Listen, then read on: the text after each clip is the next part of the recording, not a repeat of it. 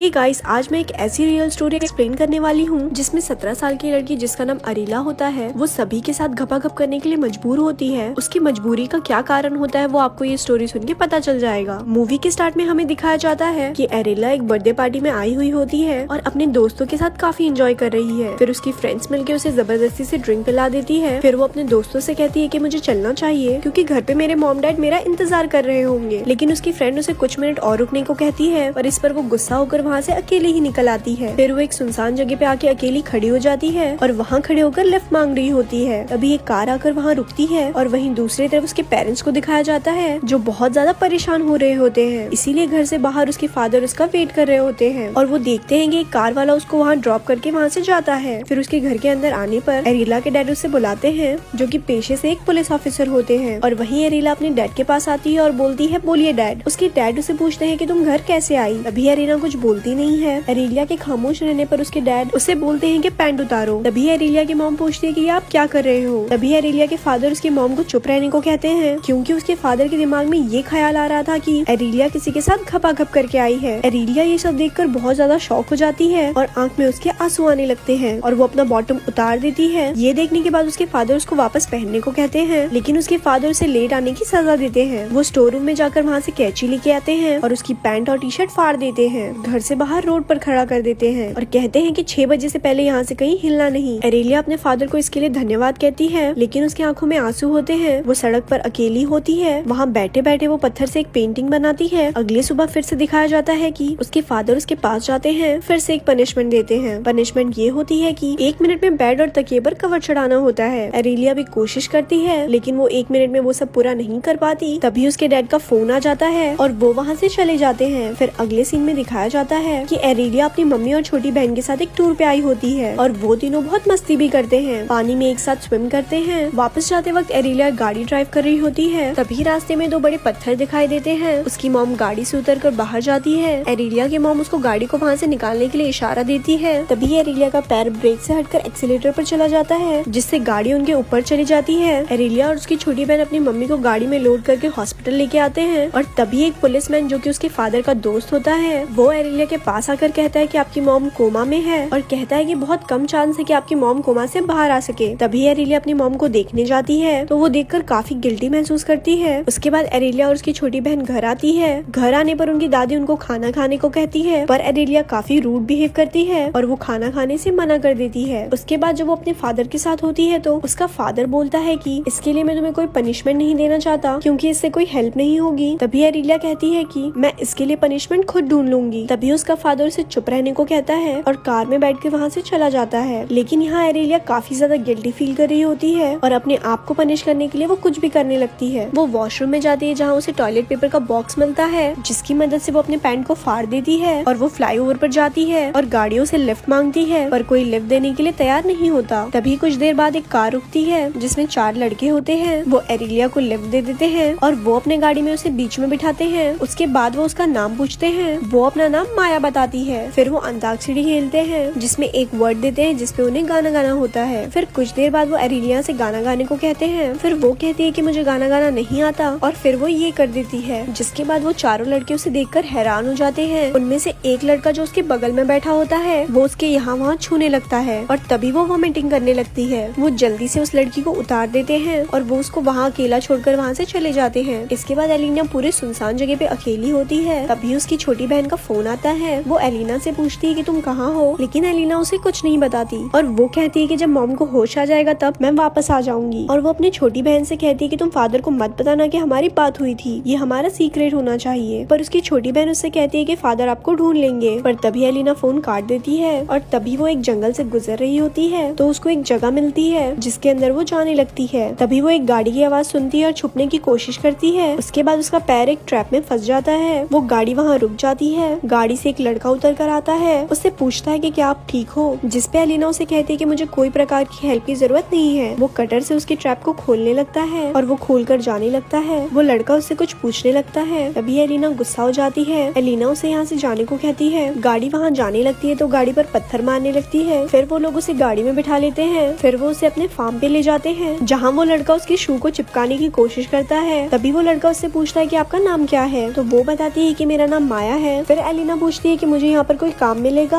जिसपे वो लड़का उसे मना कर देता है क्योंकि यहाँ बहुत मेहनत भरा काम होता है और वो सोचता है कि लड़की के बस की बात नहीं है। तभी एलिना कहती है कि मैं ये सब कर सकती हूँ। तभी वो उसके हाथ से लाइटर छीनती है और लाइटर जलाकर अपना हाथ उसके ऊपर रख लेती है और वो गिनती करना शुरू कर देती है। दरअसल वो उसे ये बताना चाहती है कि वो मेहनत करने से नहीं डरती। उसके बाद वो लड़का उसे अपने फूलों के बागान में ले जाता है, उसे काम के बारे में समझाता है। उसके बाद बेन कुछ काम से बाहर चला जाता है और तब एलियाना फ्रीजर रूम में जाती है जहाँ बेन का दोस्त वहाँ होता है। वो वहाँ पर काम कर रहा होता है। तभी एलियाना उससे मदद मांगती है तो वो कहता है कि बेन से क्यों नहीं हेल्प मांगती। तभी एलियाना कहती है कि बेन इसमें मेरी कोई मदद नहीं कर सकता। फिर एलियाना उसे उकसाने लगती है जिसपे वो उसे मना करने लगता है और कहता है कि मैं ये सब नहीं कर सकता। थोड़ा फोर्स करने पर वो फिसल जाता है। वो एलियाना को पकड़ने लगता है लेकिन फिर उसे कोई ख्याल आता है और वो एलियाना को मना करने लगता है और कहता है कि आज के बाद ऐसा दोबारा मत करना और उसे यहाँ से जाने को कहता है। फिर सीन स्विच होता है, उसके डैड को दिखाया जाता है जो अपने वाइफ के पास खड़े होते हैं और नर्स उसको साफ कर रही होती है। बेन जब वापस आता है तो वो माया को आवाज मारता है। जब वो अंदर जाता है तो देखता है माया काफी उदास है। वो उसे यहाँ से बाहर चलने को कहता है क्योंकि वो फ्रीजर रूम में है जहाँ पर कोई इंसान ज्यादा देर तक नहीं रह सकता। वहाँ फ्लावर्स को रखते हैं ताकि वो खराब ना हो। एरियाना बेन को मना कर देती है, कहती है कि मैं यहीं पर रहूंगी। उसके बाद बेन भी अपना सब कुछ उतार देता है और कहता है कि मैं भी यहीं रहूंगा और हम दोनों यहीं फ्रीज हो जाएंगे। इसके बाद एरियाना मान जाती है और वो उसे लेकर अपने घर आ जाता है। इसके बाद बेन यहाँ रेडियो लाता है और उसके लिए गाना प्ले करता है। फिर उसके बाद दोनों चुम्मा चाटी करने लग जाते हैं और फिर वो दोनों घपाघप शुरू कर देते हैं। फिर बेन वहाँ से चला जाता है। इसके बाद एलियाना के फादर को दिखाया जाता है जो कि बहुत परेशान होते हैं क्योंकि उसकी वाइफ कोमा में है और एलियाना गायब है। उसके फादर का दिमाग काम नहीं करता और वो बहुत ही गुस्सा होते हैं। इसके बाद हम देखते हैं कि एरियाना रात को बेन के कमरे को पूरी तरह से देखती है जहाँ उसे आर्मी के आर्टिकल दिखाई देते हैं और वो वहाँ से भागना शुरू कर देती है और वो एक सुनसान जगह पर आ जाती है जहाँ पर वो बैठ जाती है। वहीं दूसरी तरफ उसके फादर, सिस्टर और मॉम को दिखाया जाता है। जब उसकी छोटी बहन मैसेज टाइप कर रही होती है तो उसके डैड पूछते हैं कि क्या तुम एलियाना से बात कर रही हो। पहले तो वो मना कर देती है, फिर वो कहती है कि एलियाना तब तक वापस नहीं आएगी जब तक मॉम को होश नहीं आएगा। अब एलियाना को दिखाया जाता है जो कि फिर से लिफ्ट मांगती है। वो एक कार वाले से लिफ्ट मांगती है और वो कार वाला उसे अपनी गाड़ी में बिठा लेता है और कार वाला उससे पूछता है कि आप ठीक हो। एलियाना कहती है यस और दूसरी तरफ उसके फादर उसे ढूंढने के लिए निकल जाते हैं। उसके फादर अपने दोस्त से उसको ट्रैक करवाते हैं। फिर वो उसी डायरेक्शन में जाने लगते हैं। वहीं वो आदमी एरिलिया को जंगल में मंगल करने के लिए ले जा रहा होता है। उसके फादर भी उसे ढूंढते हुए उसी जगह पर पहुंच जाते हैं जहाँ पर एरिलिया का पैर फंसा था। वहीं दिखाया जाता है कि वो आदमी उससे फ्लर्ट करने की कोशिश करता है और तभी एरिलिया उसे पीछे चलने को कहती है। फिर वो अपने फादर को कॉल करके अपना फोन पॉकेट में रख लेती है। फिर उसके फादर को पता चल जाता है कि एरिलिया के साथ कुछ गलत हो रहा है। इसके बाद उस आदमी को दिखाया जाता है जो एरिलिया को पानी पिला रहा होता है। फिर वो लेट जाती है। उसके बाद उस आदमी के मुंह में पानी आ जाता है और फिर वो आदमी अपना स्पाइडरमैन निकालने लगता है जिस पे एरिलिया कहती है कि ये मेरा पहली बार है, इसीलिए वो काफी नर्वस होती है। जिस पर वो आदमी से कहता है कि पहली बार तो बहुत हार्ड होता है, उसके बाद बहुत अच्छा लगता है। फिर वो दोनों लवलपाटा शुरू कर देते हैं। यही उसका फादर ये सब सुनकर बहुत परेशान होने लगता है। उसके बाद वो एरिलिया एरिलिया करके चिल्लाने लगता है। फिर उसके फादर आगे बढ़ते हैं और एक गाड़ी को देखते हैं और वो उसी की तरफ जाने लगते हैं। कार वाले को लगता है कि कोई आ रहा है। वो गाड़ी स्टार्ट कर वहाँ से भाग जाता है और एरिलिया उस गाड़ी से कूद जाती है। फिर उसके फादर को रियलाइज होता है कि उसने बहुत बुरा किया था, ऐसा पनिशमेंट नहीं देना चाहिए किसी भी माँ बाप को।